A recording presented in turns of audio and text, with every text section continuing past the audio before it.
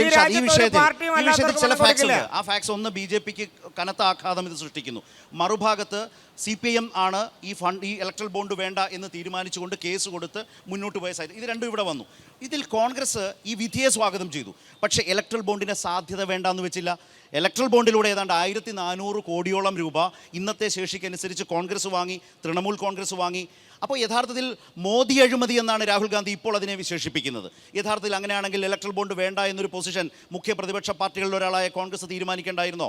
നിലപാടെടുക്കേണ്ടായിരുന്നോ? അത് നയപരമായ ഒരു പിശകല്ലേ യഥാർത്ഥത്തിൽ വരുത്തിയത്?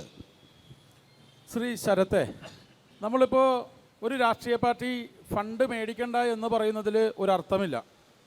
നമ്മൾ ആ ഫണ്ട് മേടിക്കുന്നതിന് കണക്കുണ്ടാകണം എന്നതാണ് കോൺഗ്രസ് പാർട്ടിയുടെ ആശയം. ഇതിനതില്ല, അതാണ് പ്രശ്നം. ഒരു മിനിറ്റ് പറയട്ടെ. താങ്കൾ ആധികാരികമായി ഇവിടെ പറഞ്ഞു സീതാറാം യെച്ചൂരിയാണ് സുപ്രീം കോടതി പോയി കേസ് കൊടുത്തതെന്നൊക്കെ. താങ്കൾക്ക് ഞാനിപ്പോൾ രാജ്യത്തിനെതിരെ പോയ ഏക രാഷ്ട്രീയ പാർട്ടി മറ്റ് സംഘടനകൾ പോയിട്ടുണ്ട്, ചില വ്യക്തികൾ പോയിട്ടുണ്ട്, ഇതെല്ലാം സംഭവിച്ചിട്ടുണ്ട്. പക്ഷേ ഞാൻ ചോദിക്കുന്നത്, ഇലക്ട്രൽ ബോണ്ട് എന്ന ഒരു കണക്കും വെളിപ്പെടുത്താണ്ടാത്ത ലോകത്ത് എവിടെ നിന്ന്, ആരിൽ നിന്നും, ഏത് ഷെയ്ഡി ക്യാരക്ടറിൽ നിന്നും പണം വാങ്ങാവുന്ന നിയമവിധേയമായി മോദി സർക്കാർ BJP ഒരു നീക്കം നടത്തുമ്പോൾ എന്തിന് കോൺഗ്രസ് അതിൻ്റെ വഴിക്ക് പോയി? ഞങ്ങൾക്ക് ഈ 1400 കോടി വേണ്ട എന്ന് കോൺഗ്രസ് എന്തുകൊണ്ട് പറഞ്ഞില്ല? അല്ല ശരത്ത്, ഞാനൊരു കാര്യം തിരിച്ചു ചോദിക്കട്ടെ ശരത്തിനോട്. ഈ BJPക്ക് ആകെ 6000 കോടി കിട്ടിയിട്ടുള്ളൂ എന്നാണ് താങ്കൾ വിശ്വസിക്കുന്നത്? ഇന്ന് വന്നിട്ടുള്ള ആ ലിസ്റ്റ് നിങ്ങളൊന്ന് പരിശോധിച്ചോ? അതിൽ അദാനിയുടെ പേരുണ്ടോ? ഒരു മിനിറ്റ് വർത്താനം പറഞ്ഞപ്പോൾ ഞാൻ മിണ്ടിയില്ല.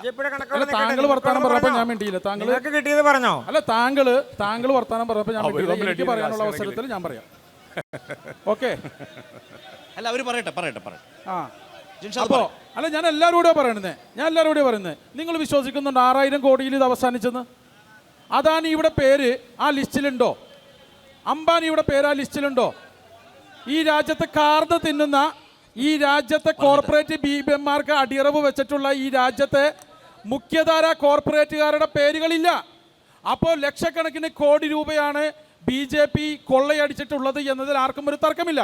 പിന്നെ ഇതിപ്പോൾ CPM മാത്രമൊന്നുമല്ല, മഹാരാഷ്ട്രയിലെ യൂത്ത് കോൺഗ്രസിൻ്റെ വനിതാ നേതാവ് ഉൾപ്പെടെ സുപ്രീം കോടതിയിൽ റിട്ട് കൊടുത്ത കേസ് കൂടിയുണ്ട് എന്നുകൂടി ഞാൻ നിങ്ങളൊന്ന് സാന്ദർഭികമായി ഓർമ്മപ്പെടുത്തുകയാണ്.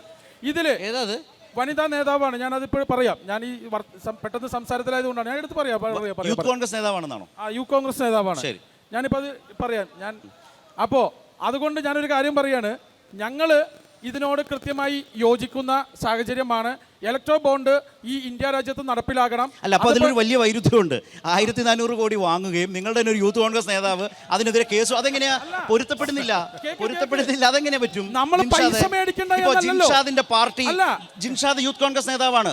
ജിൻഷാദിന്റെ പാർട്ടി 1400 കോടി വാങ്ങുകയും ജിൻഷാദ് അതിന്റെ കോടതി പോവുകയും ചെയ്ത് എങ്ങനെ മാച്ച് ആവും? അങ്ങനെ പോയിട്ടില്ല. എന്തോ ഒരു എറർ സംഭവിച്ചിട്ടുണ്ട്. എന്റെ സുഹൃത്തിന് എന്തോ പെശക് പറ്റിയിട്ടുണ്ട്. ഒരു മിനിറ്റ്, സംഘടനകൾ വേറെ ഉണ്ട്. പറഞ്ഞു തീർക്കട്ടെ. ഞങ്ങൾ ആ പണം വാങ്ങിച്ചു. ഞങ്ങൾക്ക് ആ പണം തന്നത് ആരാണെന്ന് പുറത്ത് കാണിക്കാൻ മടിയില്ലാത്തത് കൊണ്ട് ഞങ്ങൾ ആ കേസുമായി മുന്നോട്ട് പോയി. മറിച്ച്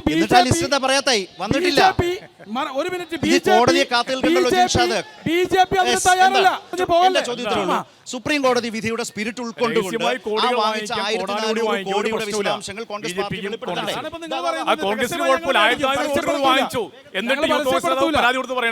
എന്തടിസ്ഥാനത്തിലാ പറയാ?